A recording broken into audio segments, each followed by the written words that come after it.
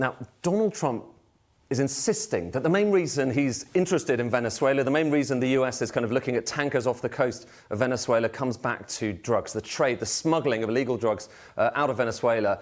But what if it's not just that? Maybe there's something else going on. What if it's partly about oil? Now, on the surface, you might be thinking, why does America even need Venezuelan oil? And I can kind of understand your point, because if you look at just total oil production, look, this is up until 2005, the US was there, Venezuela was there, Saudi Arabia was there. But as you probably know, since then, everything has changed. Look, American output has gone through the roof, way above Saudi Arabia, and Venezuela has gone basically to the floor. And that's kind of post-Chavez, Maduro.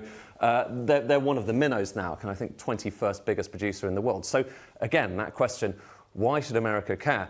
Well, in the US, that big rise is largely down to this. It's down to the shale revolution. So you've got fracking all around the US producing extraordinary amounts of crude oil.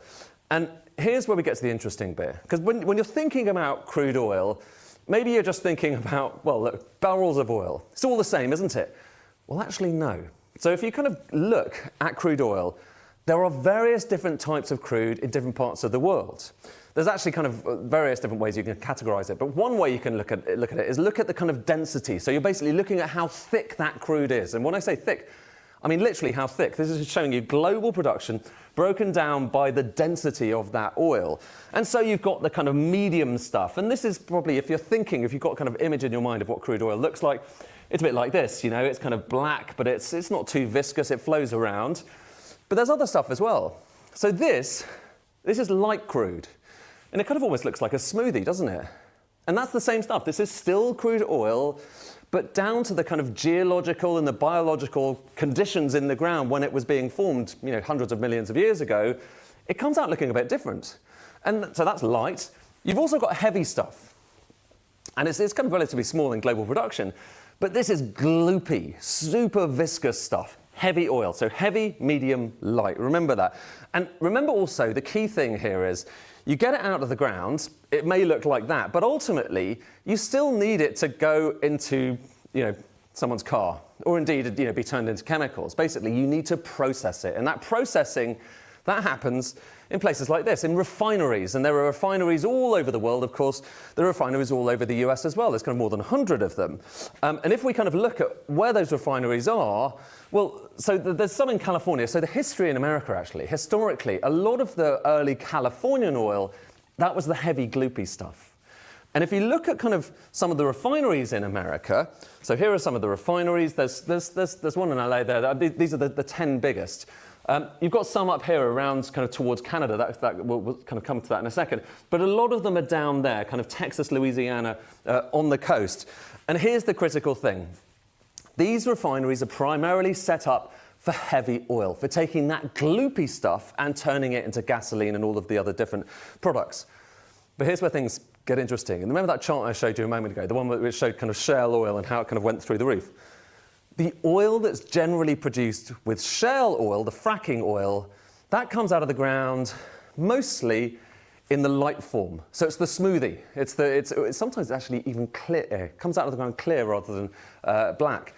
And that's the majority of American production right now. Shale oil tends to be light stuff. And actually, that's kind of going back 10 years. Look at where we are now. Look at those bars. In the last few years, the amount of light oil being produced in the US has gone up and up and up, and the amount of kind of heavy stuff has gone down. But back to those refineries. They need to be fed. If America's going to have gasoline, it needs to feed those refineries with heavy oil. So if you look at the kind of imports coming into America, in recent years, even though America is producing so much oil, more oil than it ever produced before, it still needs to suck in loads of oil from overseas. And the type of oil we're talking about, it used to be, it's mostly heavy crude.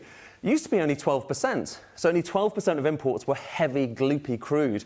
Now, it's about 70%. So 70% of the oil coming into America, which it needs to basically keep its economy going, is heavy crude. And where does heavy crude come from? Well, here are some of the big countries where you find most of it. It's Canada and Venezuela. There's one other I'll come to in a second, which we'll come back to.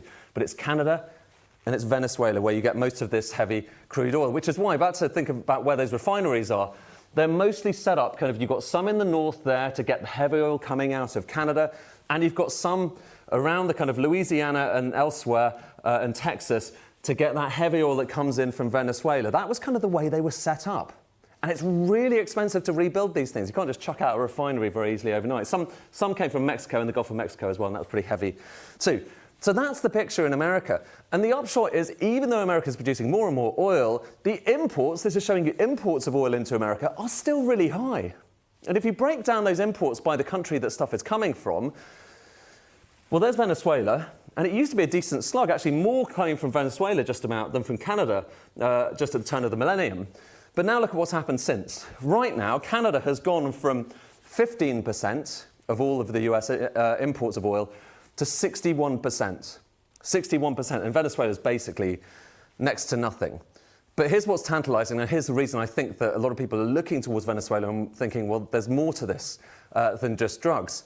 Look at total oil reserves around the world. The higher these bars are, the more oil there is in the ground, so that hasn't yet been taken out of the ground. So there you've got Saudi, Iran, Iraq, all of the usual suspects. But the biggest of all, and this is according to various different sources, the biggest of all is Venezuela. And what's that oil?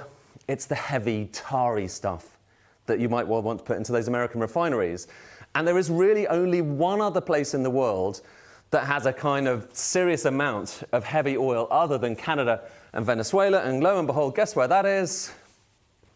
It's Russia. All of which is to say, you know, it matters what kind of oil America needs. It's worth just delving into these kind of nuances because that helps you understand a little bit more about the backstory of geopolitics.